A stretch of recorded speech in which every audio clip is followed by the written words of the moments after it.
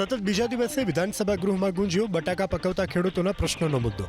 ધારાસભ્ય માવજી દેસાઈએ વિધાનસભા ગૃહમાં બટાકા પકવતા ખેડૂતોને સહાય કરવાની માંગ કરી.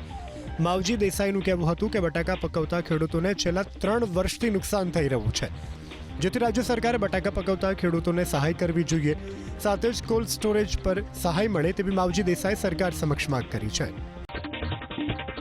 બટાકાના મબલખ ઉત્પાદન વચ્ચે પૂરતા ભાવ ન મળતા બટાકા પકવતા ખેડૂતો મુકાયા છે ચિંતામાં. મહેસાણાના વિજાપુર અને કાંઠા વિસ્તારમાં રાત દિવસ એક કરી ખેડૂતોએ પરસેવો પાડી બટાકાનું વાવેતર તો કર્યું, પરંતુ ગયા વર્ષની તુલનામાં વર્ષે બટાકાના પૂરતા ભાવ ન મળતા ખેડૂતોને રાતા પાણીએ રોવાનો વારો આવ્યો છે.